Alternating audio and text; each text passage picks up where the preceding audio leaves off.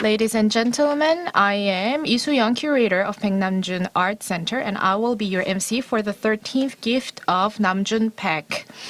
And now we are having this 13th gift of Namjoon Paik in a hybrid format using both offline and online channels. And we're also joined by the audience here in person as well. Thank you very much for coming here today. 8 presenters have uploaded their presentation videos online, and based on their presentations, we are creating a big picture of a paradigm that can encompass the different topics covered by the 8 presenters. Today, we will also have a performance by camp, and the theme of our 13th gift of Namjoon Paik is Video Digital Commons. Next year, we begin the big project called Baeknamjun Video Archive, and this will be an opportunity for us to also explore future possibilities of the project as well as other projects that we will plan for the future. You can watch the videos on the official website of the symposium, and also you can see this roundtable discussion on the official website of our center. And we welcome your real-time questions, which can be addressed during the session. And after this roundtable session, we will publish the 11th NJP journal. So I look forward to your continued interest and support. And now we will hear a welcoming remark by Director Kim Sung-eun of the Baeknamjun Art Center.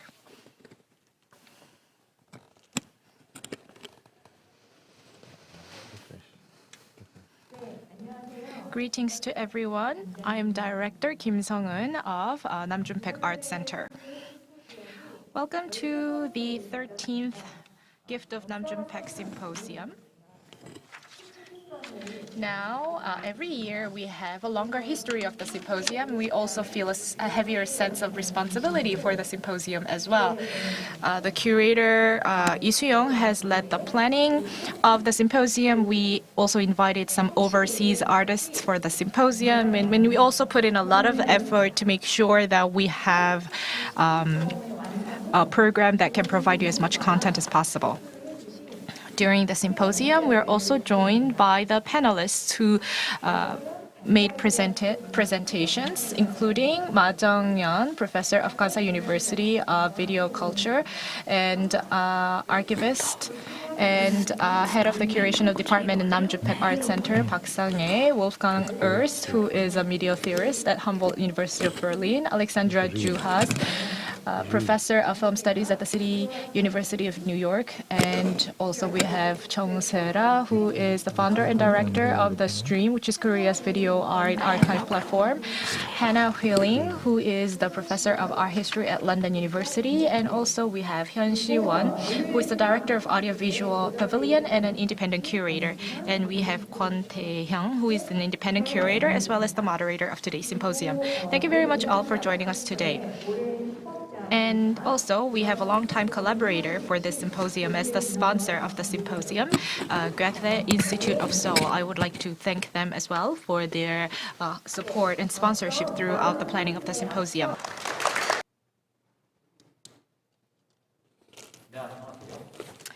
Good afternoon. We will now begin the round table for the Namjoon Paik Symposium. We will briefly introduce myself. I'm the moderator of the Moderator. My name is Kwon Hyun. Nice to meet you all. We are joined by different panelists, and there are online participants, so feel free to leave a comment on the chatting room or ask questions, so feel free to do that. Briefly, I'd like to introduce the panelists first before we begin the discussion properly. On my right hand, I'm joined by, on the right side, we have the Sang-hae Park. She's the archivist and the head of the department of the curators. So she is engaged in Namjoon Paik's archive. Also, the basis of the symposium is Namjoon Paik's video study. So she's preparing for the opening of the video study for the next year. Next to her is Sera Chong. She's the founder and the director of Korea Video Archive Platform Industry. She's also, as an independent director, she's interested in video art, moving image, and the public archive research as well. So she's writing critical reviews as well. Next to her, we have a camp who created a platform called the Pod.ma and NJP.MA. They explained about the 7 different ways of using an NJP.MA.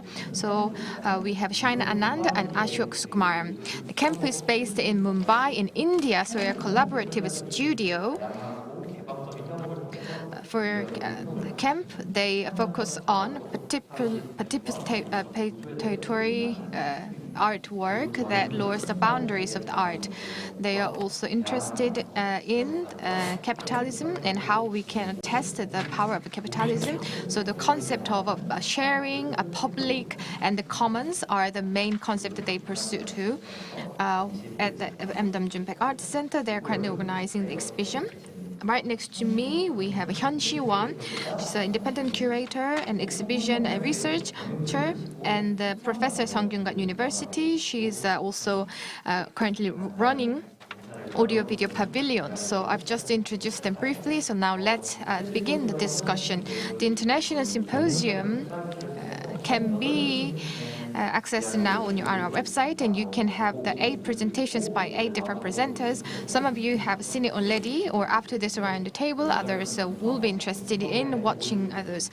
So out of the 8 presenters, we've invited the people who can be in Seoul. So it's regrettable that we cannot invite everyone, but since we can have this discussion together, let's make it more intensive, because it's a difficult issue as well. The digital archive, it would be the main theme. Also, we have to talk about platform that is to be established in the future, so it could be a bit controversial, or so it can be, or it has to be more imaginative. So let's begin our discussion in that sense. As I mentioned, Namjoon Paik's video study would be the platform that we will focus on in our discussion. So naturally, it raises a question. When we transfer the physical archive into digital archive, what kind of various issues and benefits can we have? The digitalization of a physical archive or the migration of media or medium can raise a few issues or a few problems. Naturally, the panelists, or 8 panelists of the symposium, had different opinions. So some had very optimistic and positive views. Others said that we have to approach it very carefully. So there were various opinions. What was interesting was that Sang-hae Park raised an issue of, are we going to get lost even in digital archives? So that was interesting. Also, Jung who couldn't be here today, also took the question and explained the possibility of the getting lost in the digital archive. So she added a few comments on that as well. So in summary, as we know on YouTube and other websites, this archive uses an algorithm. So even if you do not intend to it, depending on the recommendation by algorithm, you can get a different information. As Alexandra said, sometimes you are recommended with specific information based on the user data and user data analysis because of the capitalist reasons. But Namjoon Paik's video study is a completely different way of operating. So even if the data recommendation is used, there can be a different point for recommendation for the use of algorithm. So within the digital archive, the random encounter can be made. In a physical archive, you have a searching and browsing.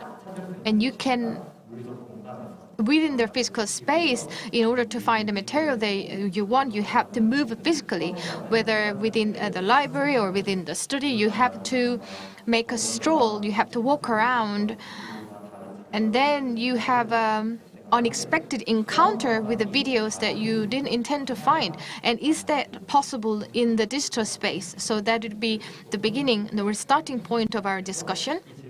And I think that would be interesting. So Sangye Park, you proposed this question first. So could you maybe tell us about the potential and implications of digital archives? Her mic is off, and I cannot interpret her. Please tell her to turn on the mic. Mic.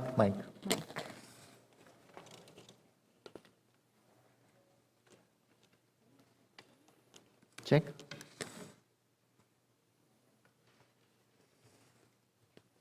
कैसे डाला था तुमने? डालो मेरे कान में. I cannot hear her still. Her voice is not coming through. We seem to be having a technical glitch, so I ask for your patience until we can solve this problem. We provide simultaneous interpretation, so please kindly be patient while we solve the issue. Now, this is what makes it more fun to have live streaming on the site. So, to continue, when you use archives, it's a little different from going to the library or Googling, because it's not really about searching for your keywords, but the archival collections of artists form vertical or relational collections. So it's a group of collections. Therefore, the context imbued by the artists in the collections can be viewed by the users. And can this also be applied in digital archives? Because in digital archives, a lot of the users would expect it to be like Googling, so that you can effectively search for the keywords. And if you can effectively search for the keywords, that means that the digital archives are successful. And the virtue of archives in general, can they also be realized in the digital archive? So from the creative point of view, contexts of collections can of course be the original context imbued by the artists, but also there are contexts that are created through accumulative research and academic works by researchers. So there could be secondary contexts granted to the different collections, and therefore, in addition to the keywords that the users may be looking for, the digital archive can also provide additional contexts. And I think that's actually an additional value of digital archives that cannot be provided by physical archives. I see. And so thinking about getting lost in the digital archive,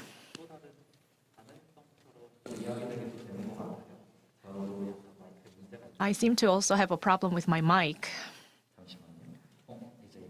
Now I think it's solved. So, the notion of getting lost in the digital archive, and also you talked about the possibility of semantic mapping. And we have these additional advantages of using a digital archive, is what she just said. So there are algorithmic-based recommendations on YouTube, which is made possible through user data analysis, and that could also be applied in digital archives, because we can build up user data over time, and we will be able to build sort of a semantic map for the digital archive. And I think that is the suggestion of Sangye Park. And what I found interesting was the notion of a stroll, or finding your way, or getting lost, or mapping. These allegories can be applied in the context of archiving. And Seewon, you also use the notion of a stroll. when you were talking about Baek Namjoon's text of Expanded Education for Paperless Society. So you quoted Paik's phrase of literature stroll in his work of Expanded Education for Paperless Society. And also you talked about the idea of distraction by David Juslet. So you have made these quotations in your presentations, and I would like to know and hear a little more about that.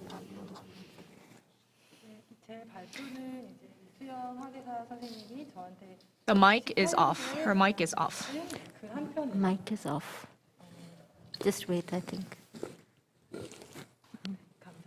Thank you very much. In my presentation for the symposium, I have based it on the 1968 work of Paik called Expanded Education for the Paperless Society. During the performance of Camp today, we heard about the word play, and that was quite impressive to me because playing a video also could mean play, the activity of playing for the users of the archives. So play can have this double meaning. And based on my experience,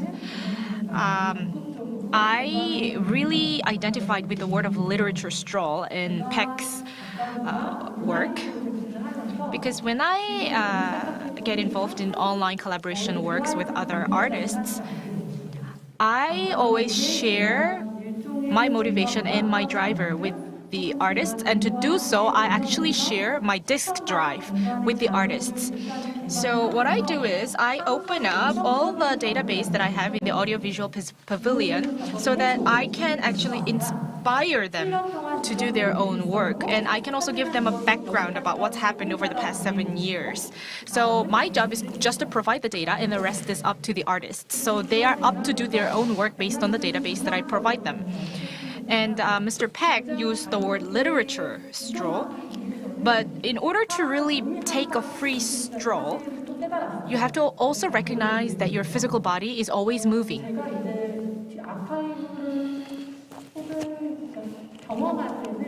When I experience an archive, I'm usually at my desk sitting down. But when you use an archive by an institution, or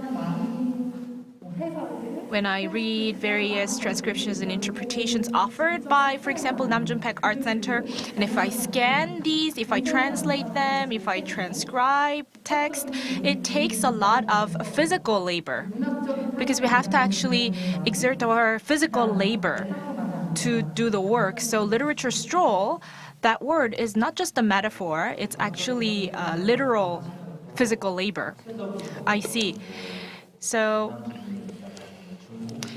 Mr. Paik talks about the Chinese poems as well as the philosophers in Asia, and he is making these statements based on the assumption that these philosophers could remain in record as videos.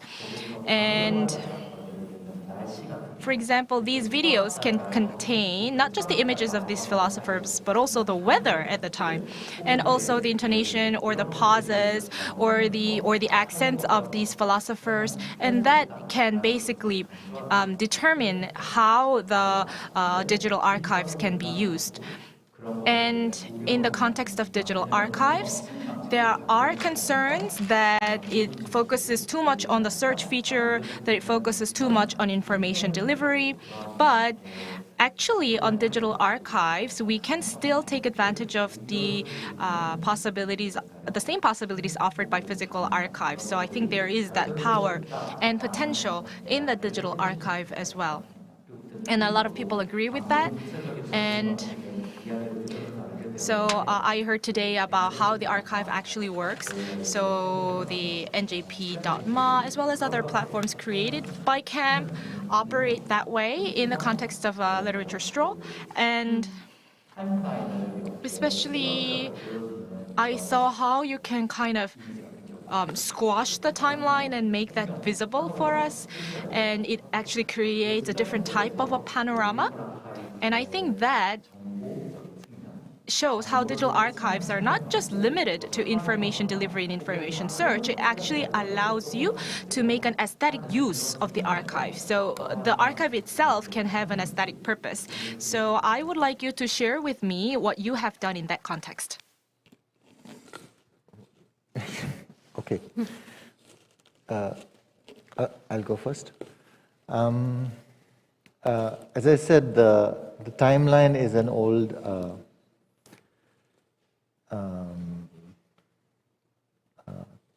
trick or method we were using, and the people who first developed the software platform for Padma, that's Yeon and Sebastian, came up with this idea to represent time in the archive, in the sense that to represent a way that you could recognize certain things that were happening in the flow of the time of the video. For example, the zoom out.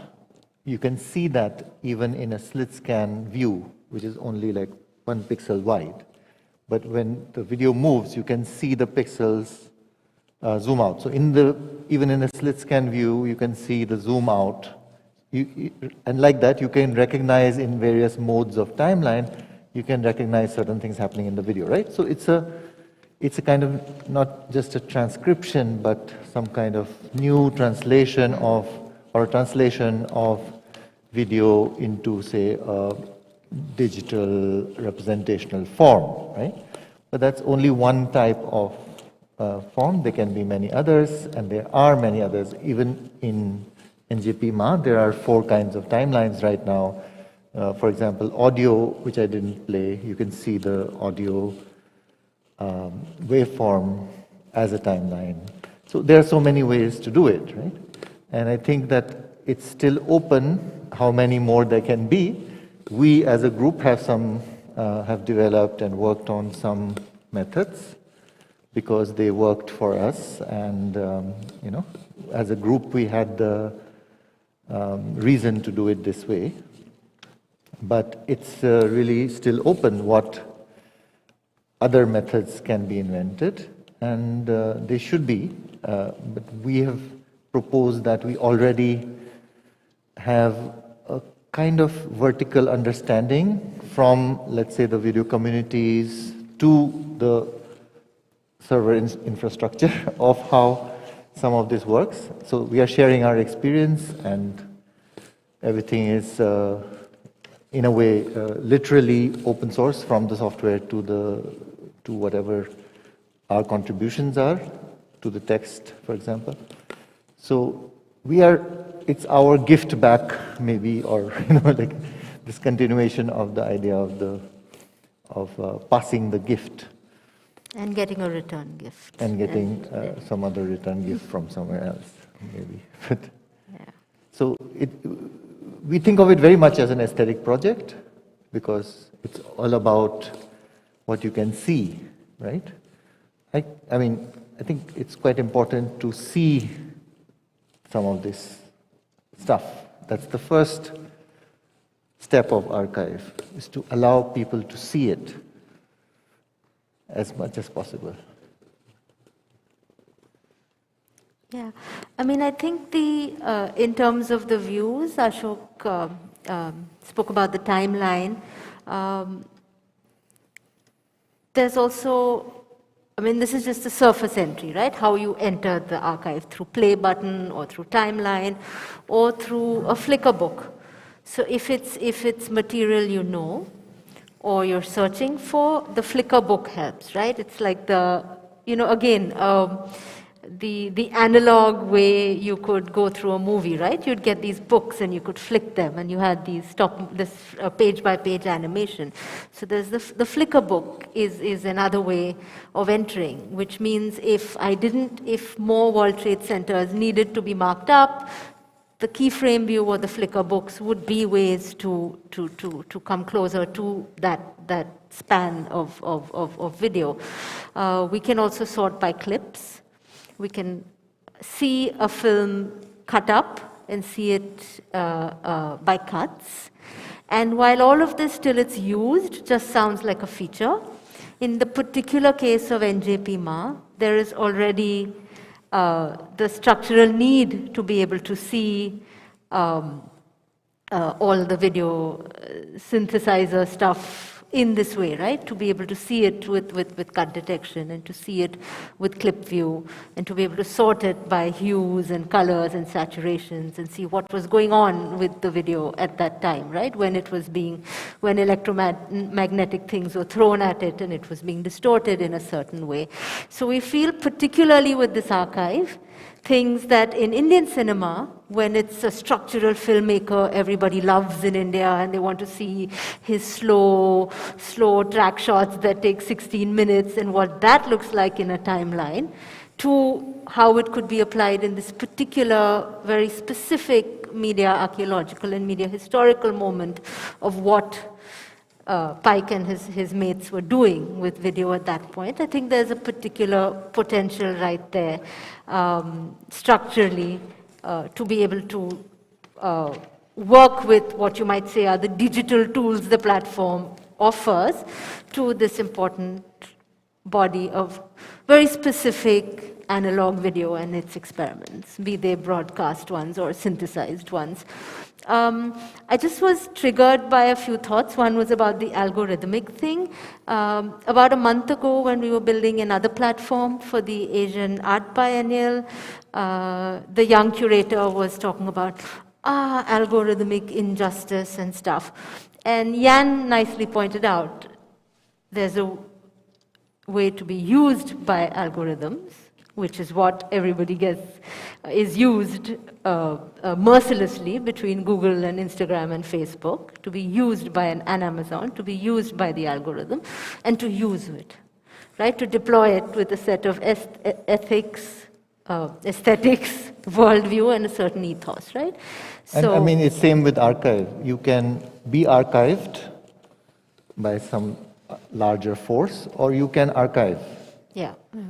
Right? So we chose to archive and not to be archived in some way. Yeah.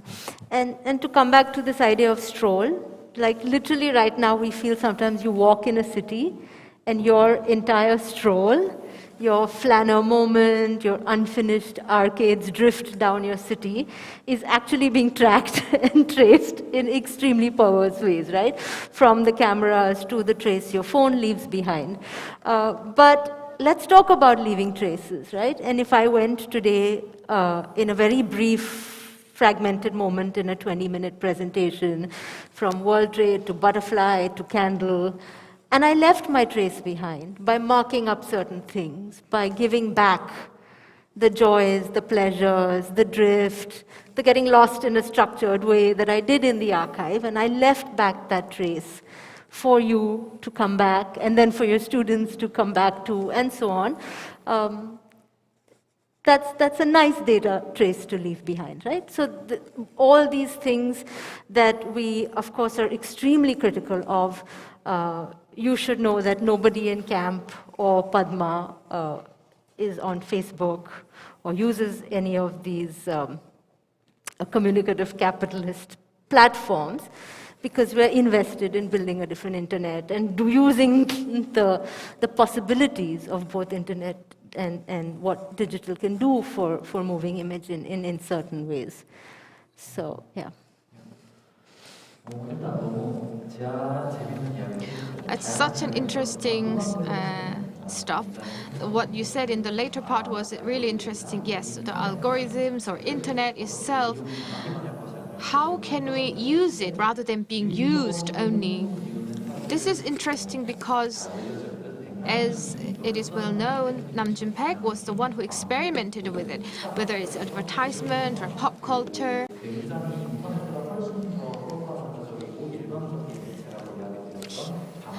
Also broadcast. A broadcast was mentioned as the more unidirectional mass media.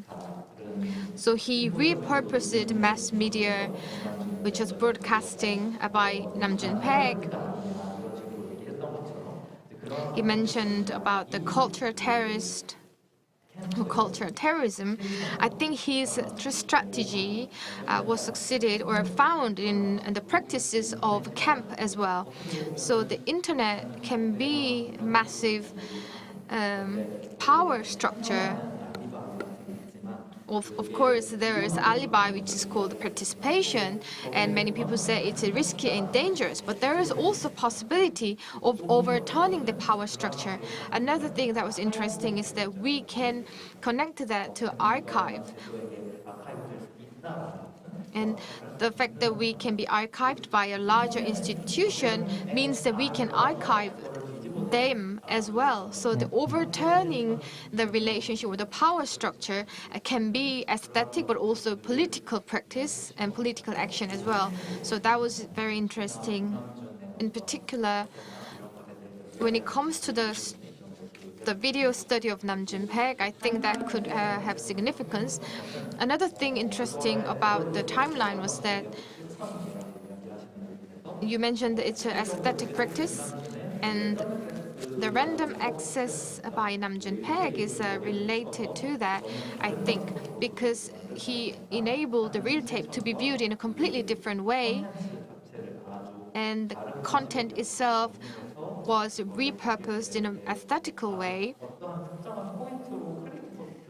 so that the users can click into a certain point and have an access to that certain point. So I think that had a really interesting significance in relation to Paik.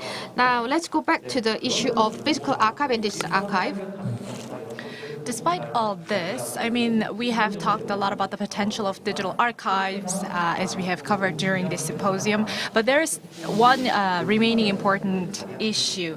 Now, Wolfgang Ernst, who is not here with us today, had a critical view toward digital archiving, and he's not here with us today, unfortunately. But let's imagine that he's with us on this panel, and why don't we have kind of like an imaginative debate with him?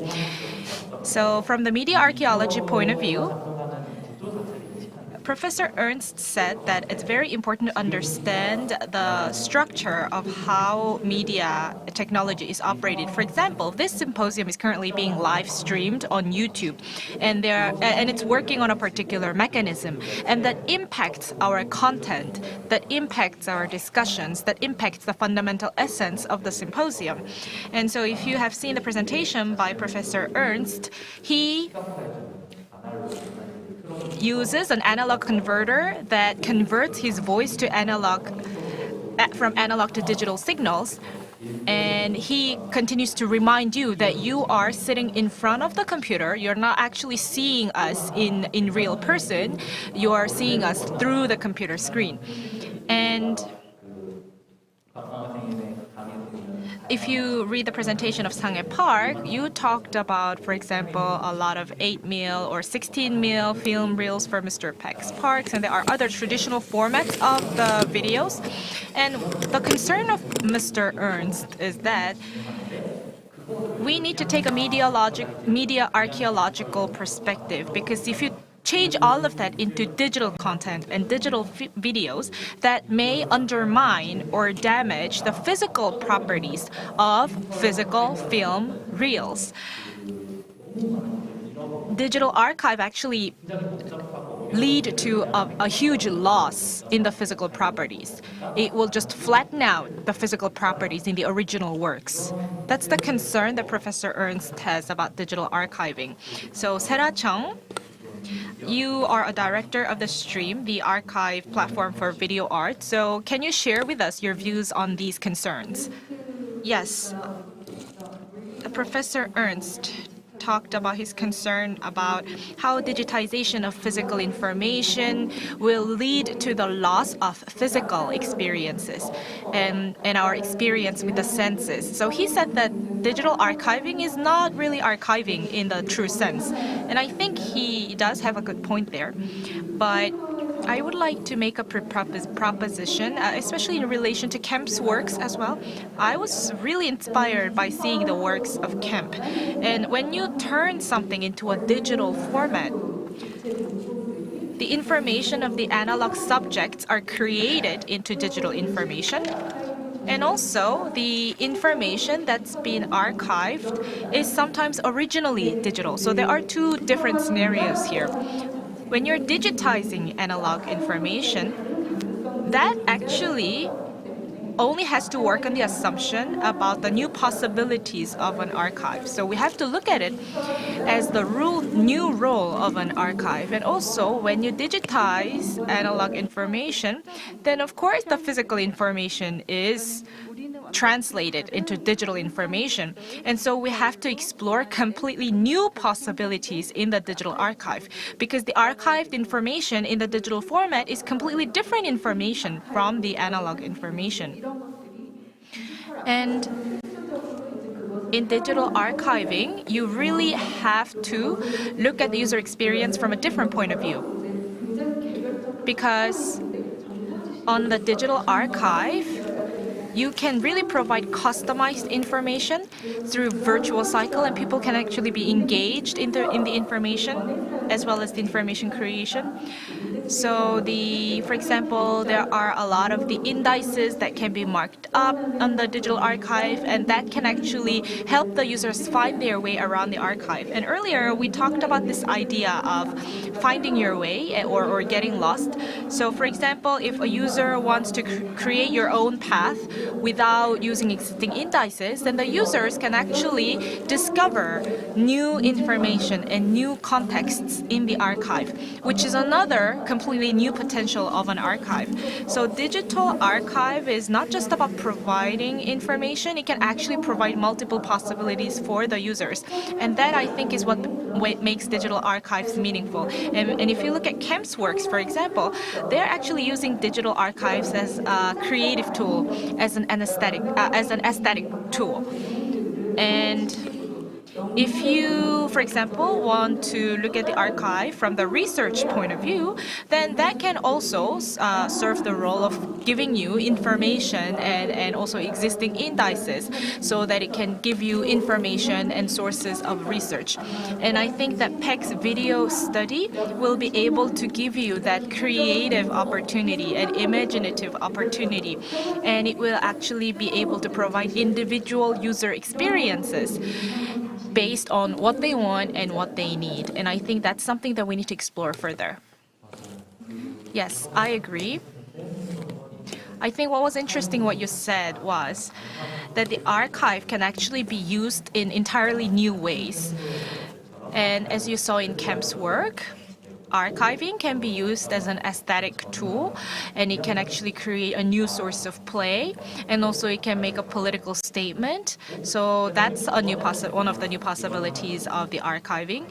And also archives that are provided by institutes can also provide the foundation for academic research. It can be like infrastructure for academic research because it can provide accurate information. And in that sense, that kind of an institutional archive would have a more conservative characteristic. Also, Hanna Wheeling, who is another panelist who's not with us today. Well, actually, we'll hear from Kemp first. So what's your view? I just, since it was an important point, I think Wolfgang Ernst made an important point. There are two ways one might think about it from our point of view. One is that, yes, this is an old argument which comes all the way from cinema, that film, when it's digitized, it loses everything and the apparatus has to be there. And of course, some of that was true, but it was also really about what we could gain with a digital, and again, not to be digitized, but to digitize, right? In some way, like because everybody else was digitizing everything, and could we have a response to that situation, to that environment?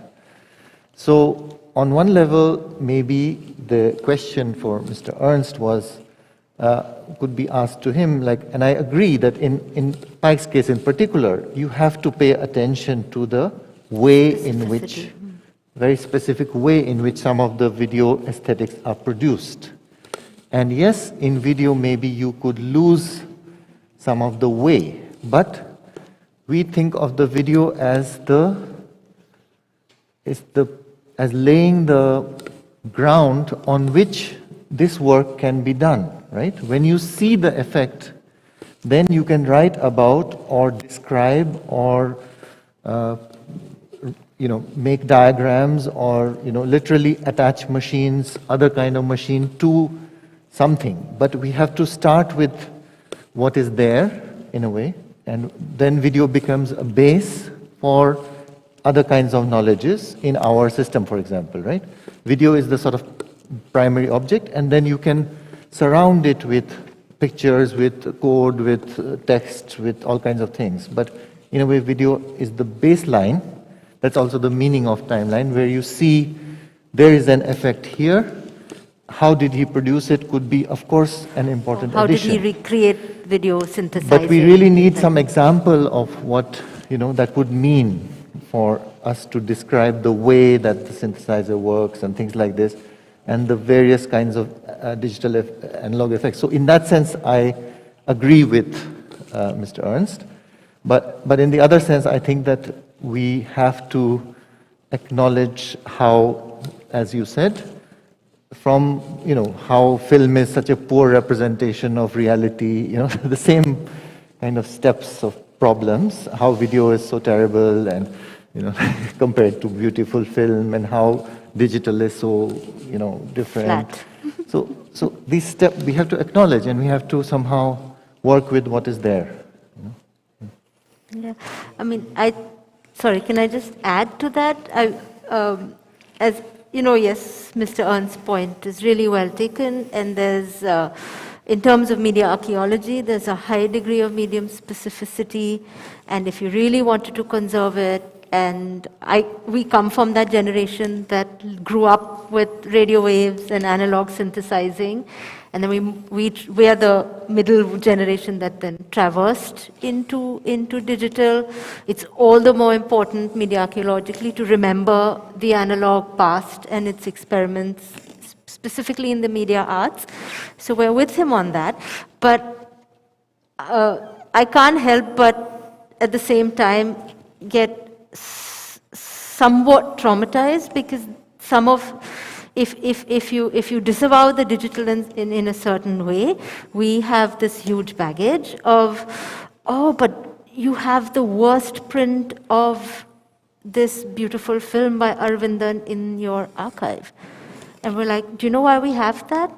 Somebody in 1987 taped it on a VHS of local regional TV in Kerala, and then have sat and lovingly subtitled it using digital tools.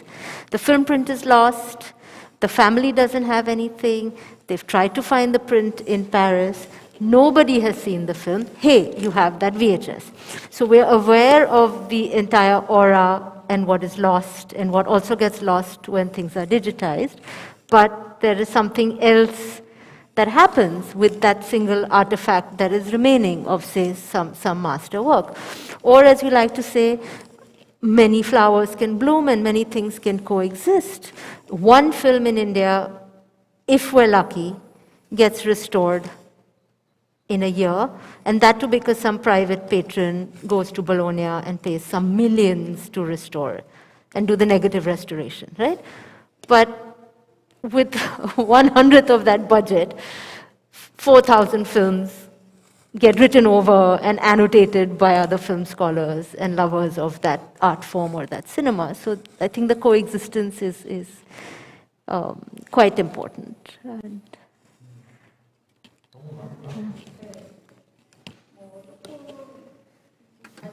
Yes, that's from the perspective of Namjoon-paik Art Center, utilizing the digitized data. The digitized or virtualized data is different from analog data because the environmental condition is completely different, and it changes the paradigm of the medium from that sense. And as Kemp said, or as other panelists said, there's something that we have to see from a completely new perspective.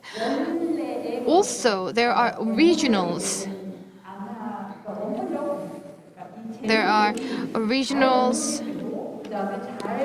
that can preserve the original sources, and the accumulated originals can be now utilized because of the new digitization and new digital technologies.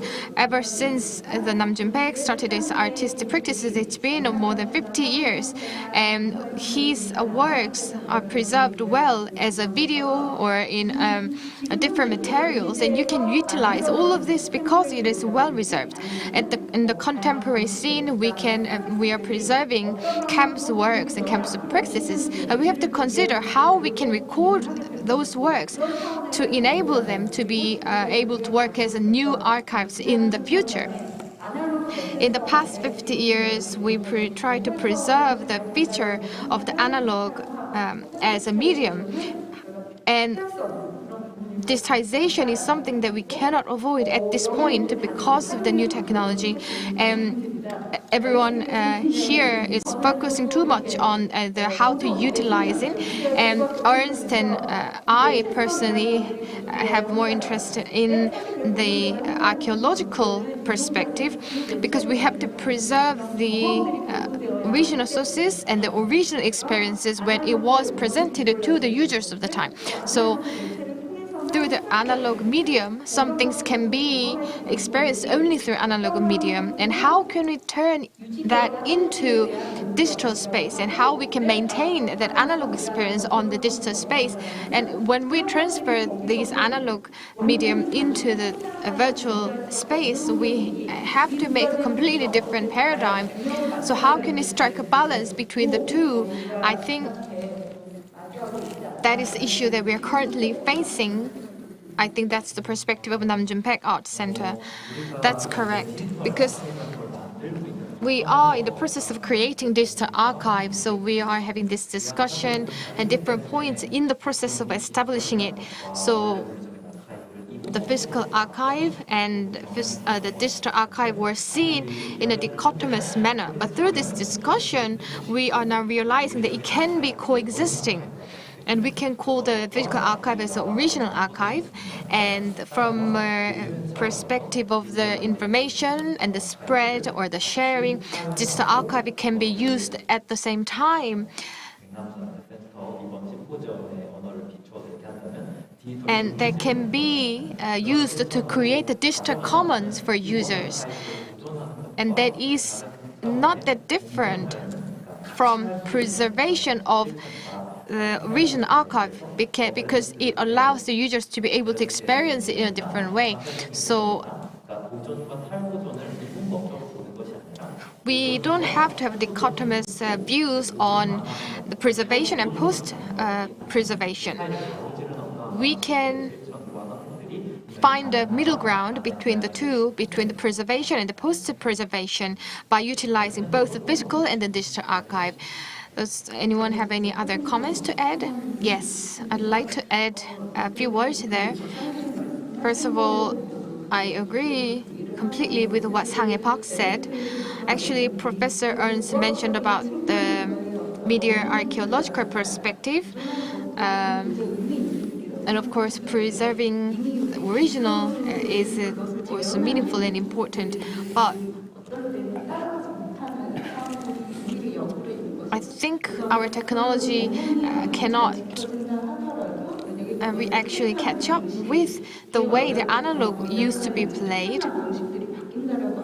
And if in the future the ways of standardization changes further, then the original of the archive can be remained as almost like mummies that can preserve the original form. But when we digitize the archive, I think we can preserve the original materials as they are. Are we going to leave the originals as originals, or are we going to digitize everything completely? I think the problem is the possibility of exploring the originals and the digital versions, and this is the issue that we have to continuously explore. And I think the video study is currently in the same status. Digital Commons is now proposing new possibilities as a completely public archive. the institution archive has never experimented with anything like this before. So when it comes to Namjoonpak's information and values of Namjoonpak's, I think researchers had high expectations of the possibilities of that. So those researchers can come to the video study together to explore new possibilities of utilizing archives. As you said, we tend to view archives in a dichotomous manner, such as the digital archive versus the original archive. But how we can create a digital archive and how we can use it as a reference, and we have to explore the possibility of it continuously. So when you think about information and material and media and physical material, so in media archaeology, these are important subject matters of discussion. So, for example, as the technology standards and environment change, then there are new and emerging issues. And these issues are not just related about the technology, these issues really expose the limitations of the infrastructure as well. So media archaeology can be divided into media studies and archaeological studies. And from these points of view, you can explore the subject matters from different perspectives. And media,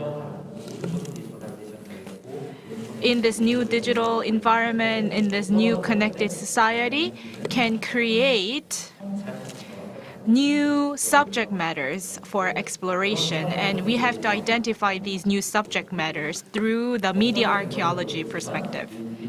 And not just a video archive, but for example, we have to think about, do we replace all monitors with LED monitors or what? So I think we can basically think about these different technological conditions and the workings of archiving and digitization and migration through our project of Paik's video study. And I think Paik's video study will really throw us new topics and new subject matters that we will have to explore in the future. So I think that's one big possibility of our project. We actually have many more topics that we wanted to discuss, but of course, the main topic of today's symposium was Paik's video study, and we really wanted to share our imaginative and creative ideas about the project. And of course, we have Shaina and Ashok from camps today, and also we have other curators and also other directors of video archives. And I know that you all have an experience in different ways of creating virtual archive platforms. So based on your experience, what do you want Paik's video study to look like? So maybe can you give us your creative ideas or insights about how to develop Paik's video study? For example, in digital archive, we don't have a physical architecture, but we have what's called an interface, which would be basically a digital architecture that defines user experiences. So I want your suggestions on how to design and develop the interface for Paik's video study in order for it to be as successful as possible. So I want to hear your views on that. Maybe I will hear from Hyun, Seewon first. Sure. Now, based on the discussions that we've had so far, I do have some suggestions. In the digital archive, can you see everything at a glimpse or not? I think that defines the success of a digital archive. As Sang Park said, as a curator, I do advocate for utilization of the archive rather than its purpose as preservation. And once I did attempt to actually make the online archive the original source of production rather than a place of reproduction.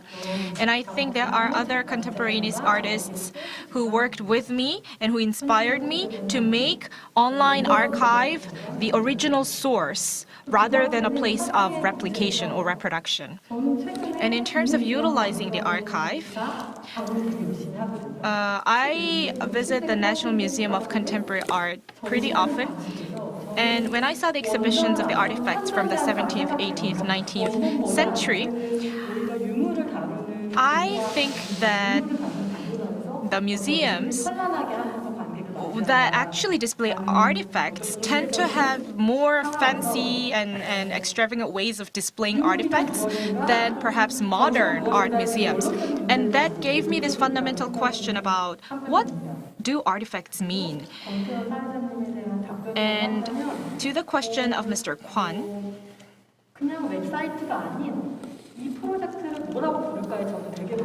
I thought a lot about how this project should be called. It could be, for example, called a web project called Abstract Cabinet as a system, or Hong Eun-soo, Kim Young-jae, and these other designers and collaborators also gave me ideas for the names, including. Well, they really emphasize the need for appropriate control. And I think this is also in line with the aesthetic value of camp. Although the judgments may all be personal, I do think that by controlling the time of the designers and the artists, you can develop and really promote personal judgments of the curators. And I thought the name Video Study really satisfies all parties because it's very unique, it's differentiated, and I think it provides a channel for people to make their voices heard to the public. Okay, yes, I agree. And we do have a question from Jung Chan-chul online. Now, Professor Ernst emphasizes how to represent the physical properties through the digital archive so that the audience can actually feel the physical properties. So he wasn't really talking about the preservation of the properties. He was emphasizing how to make the audience feel the physical properties because Professor Ernst wasn't focused on the preservation of the properties as such. He was more concerned about how to reproduce these properties in the digital format. And that's why he said that we have to take a careful approach toward digitization. And from that point of view, Hyun, Seewon, in your presentation, you did give some relevant case studies. For example, during digitization and migration of analog information, we can reproduce this feeling of taking a stroll. And Arco theater exhibition was also planned by you, where you looked at you quoted software-related quotes by Mr. Paik. You said that the book in the archive could be modeled to represent the spatial structure so that on the screen you can actually see the spatial construction that fills up the full screen on this digital format. So you can actually feel the spatial existence of the book. And that was quite impressive to me. And so maybe would you be able to add some views in that context? Yes. Later, I will actually provide you with the URL for artist No Seung-hee, which was the case study that you mentioned on YouTube, so that you will be able to see it by clicking the link. So this artist, No Seung-hee, said that the materials are of course bound as physical books in the library, and this artist also incorporated his own artistic idea into this book by creating 3D models of the book so that this can actually exist in parallel to the physical book. And from my point of view, artist No Seung-hee does provide the sense of taking a stroll, but also it provides a sense of circumventing around the path so that you want to find a new road. And this actually leads to new possibilities and new findings or new interpretations. So that would be my personal experience with this exhibition. Thank you. Thank you so much. And also thank you for offering to share the URL with us. And again, going back to Paik's video study, And also going back to the suggestions about the interface for Paik's video study, I would like to hear from you. What did you think? As I mentioned in my presentation, as I was preparing for the presentation, I searched Good Morning Mr. OL on the online archive, so that was a part of my presentation. For Good Morning Mr. OL, or for other moving image or other video art, when you have that expectation of watching the video art versus when you are going into the exhibition, how are you going to be prepared in a different way? I think we have to keep asking ourselves of this question.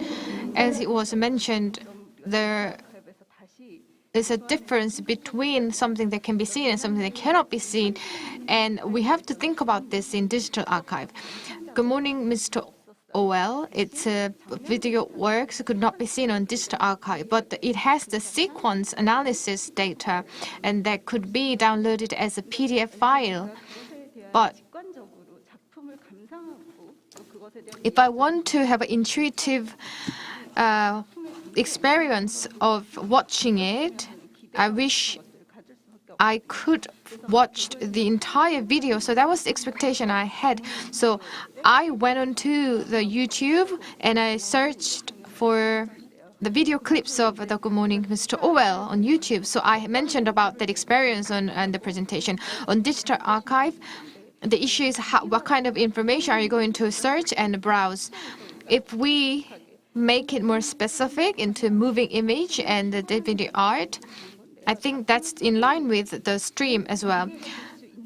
Whether or not you can make the streaming of the works public, I think the main institution of the archive has to make a decision.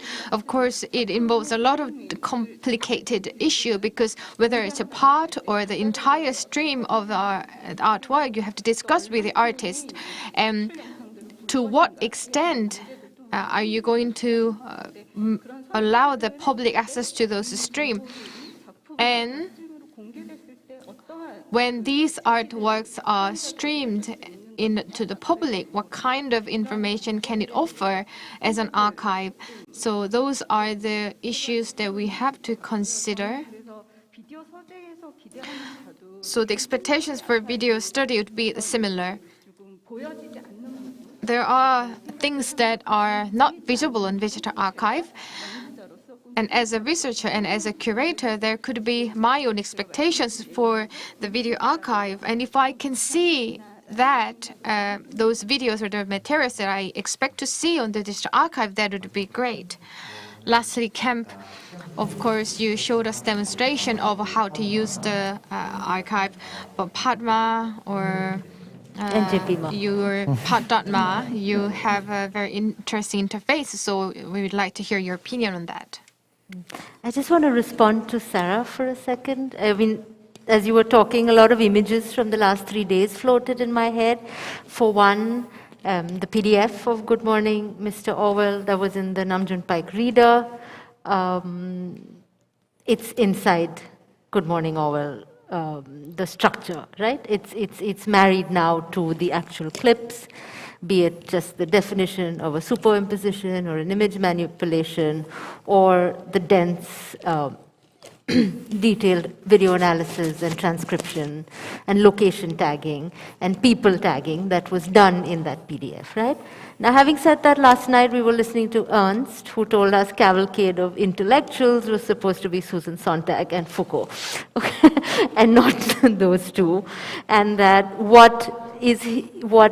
the point he was again making about the specificity was the satellite link-ups failing and Paris having to fill in some other song in the middle and New York being on some other time zone,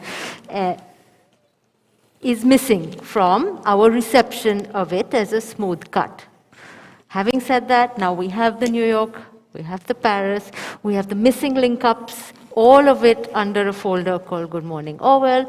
Here is an invitation to write in what we don't see, what somebody may know, and what maybe everybody else should know, right? So the promise is there in that sense, right? It wants a structure called a timeline, and behind it, an object called a video file has been put into a structure such as this. So, and then, as you said, take what you want from it, give what you can from it, and this sort of the relay and the exchange in what we believe the spirit of the way Paik always imagined doing things, right? Could continue. Yeah. Thank you also. But I think that there are two kinds of discussion. Maybe one is that the actual specifics of a platform, right? That requires a different kind of conversation, maybe around a table and looking at specific decisions. But I think philosophically and generally, the question of that she asked about, how should we filter this and so on, and how should we control access? I think part of the first position of the archivist really would be to say that this is a kind of thing that it came from the public and it came via certain people, but now it returns to the public, right? It's not about ownership, right? We don't own, I mean, even you don't own, and nobody owns half this stuff in a real sense, right? Because some of it is TV material, right? So we should think of it really as a sort of how to best return this to a unknown public, an unknown audience, providing very specific hooks, to certain kinds of people. Like if it is people who just have a phone and want to watch this on a phone, we should allow for that and care about it. If it is people who want to look at the machine behind the voltages of the machines behind the synthesizer, then you should care for and allow that, right? But our job as archivists really is to open these channels, right? Choose which channels and open them as much as possible to an unknown audience, but who we must still care for somehow. Like we must still think, okay, maybe this person can do this. Or like right now, we have a proposal that Dieter Daniels would annotate some of this and make more cuts, right? So like this, we have some specific proposals, but the philosophy is that this is not ours to control or own or govern. It came from somewhere via the magic of Namjoon Paik, and we return it, to the world. So, it's really about how to open the pipes and do it quickly in a way, from my point of view. Yeah, to take the Paikian way of doing it, like metamorphosize and fly like a butterfly and wax and wane like a candle, that's the sort of potential that we'd like to see happen. Yeah. Yes.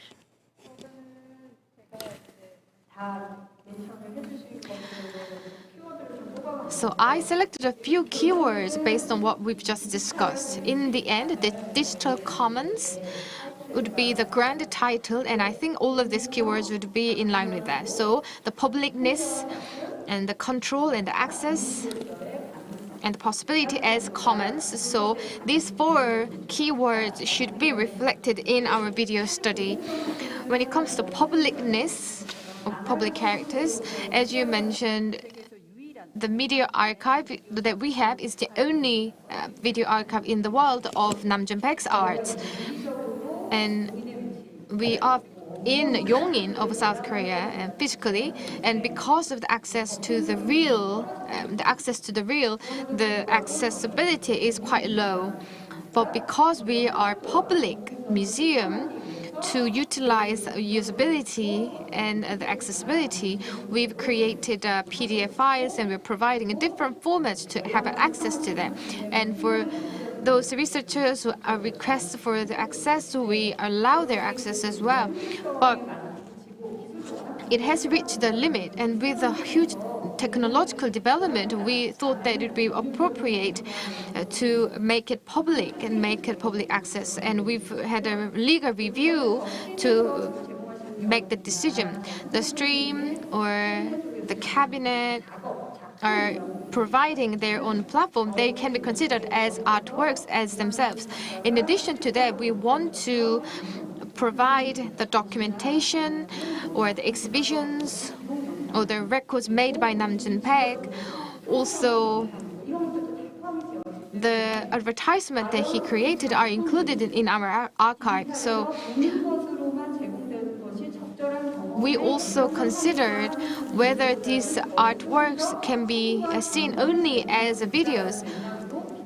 We wanted to design the video study as more abundant resources so that others can see. There is an issue of privacy and then control issue, and NJP.MA is a platform proposed by artists. So the way these artworks can be utilized as public goods or public resources, and there's an issue of how much of a control or rights can we give to the public. So these are the issues that we have to consider. The video study will be released for the public next year, and like NJP.MA, you can log in to the video study and you can make annotation, and that's what we want to do, but we cannot make it possible just yet. But lastly, how can we see the possibility of video archive as commons?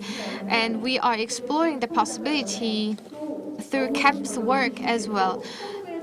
Luckily, CAMP's way of doing art is in line with what we want to pursue in our experiment with the digital archive.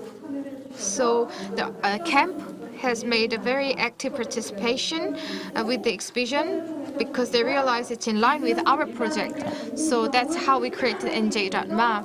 And the video archive, which is a video study, is our next step. And the CAMP has made some proposals, and we plan to actively consider what is proposed by CAMP for our next level experiment. I think we'll continue the experiment.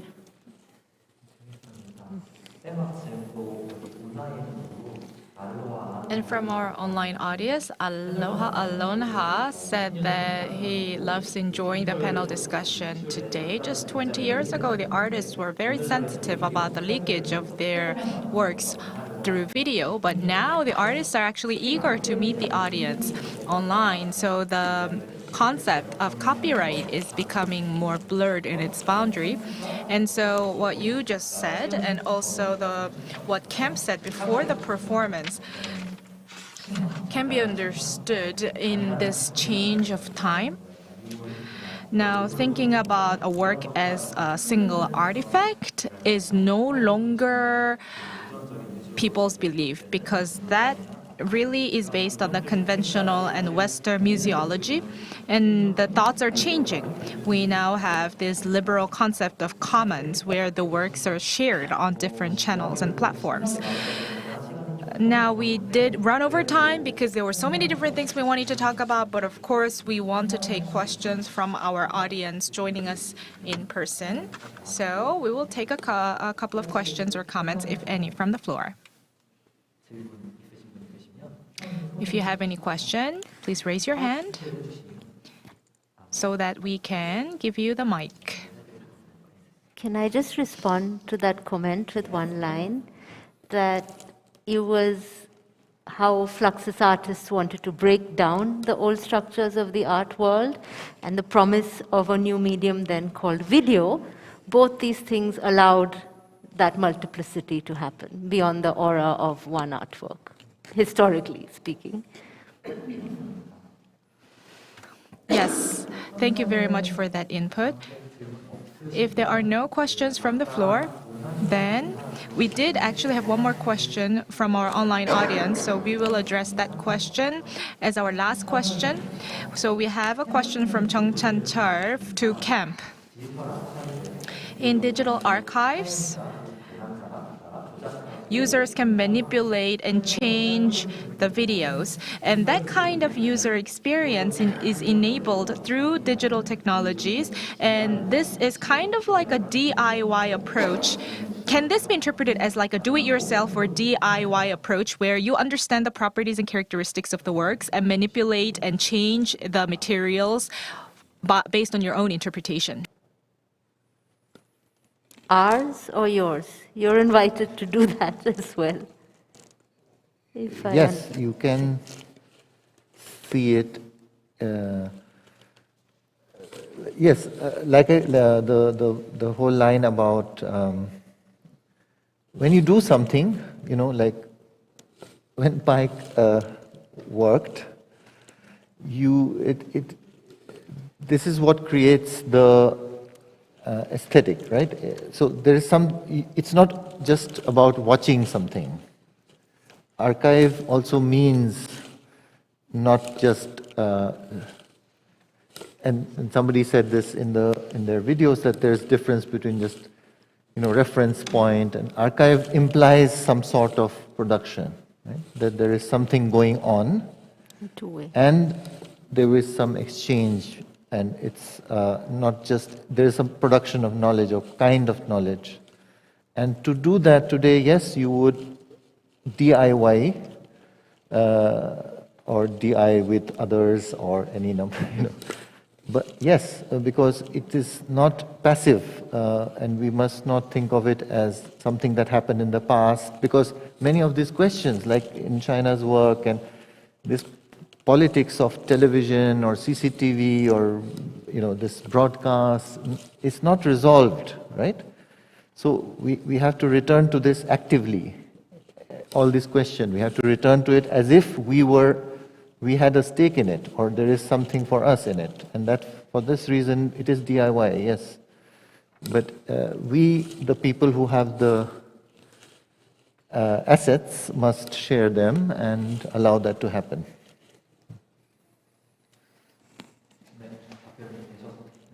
Yes, I hope that answered your question. And if you have any further comments, please leave them in the comment. With that, we will conclude today's roundtable discussion. 13th gift of Namjoon-Paik 2021 comes to an end here. Thank you so much for everyone who stayed with us. Thank you. And also thank you to the panelists. Thank you.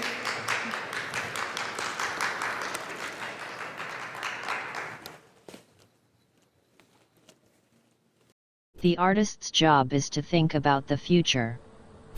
May I speak to you now? Imaginatively, of course, Namjoon-Paik, from one version of that future, anticipating your study, another instantiation of technological promise. I am so sorry to inform you that while random access information is expanding and widely available, it is still very limited. This is what I will explain in today's remarks in 2021. Just as I have learned from yours in 1980 and 1968. You imagined that random access information could eventually break the hold of time and hence place, so as to make media, and I assume life, less boring and bad. Paik's open-ended creative process allowed for modifications and interventions long after his artworks began their life, sometimes even as they began their lives as a part of museum collection. This not only suggests that an archive must be considered as a part of a larger whole, but it also points to the multiple sides in which Paik's video is present, both as archival artifacts, that is, tapes and films housed in video and media collections around the world, and as the video components in Paik's multimedia installations in museums. The conversion of analog video to digital video runs the risk of reducing media art to software, to the preservation of its data content while ignoring its technical conditions of aesthetic possibilities, which philosopher Immanuel Kant called the a priori.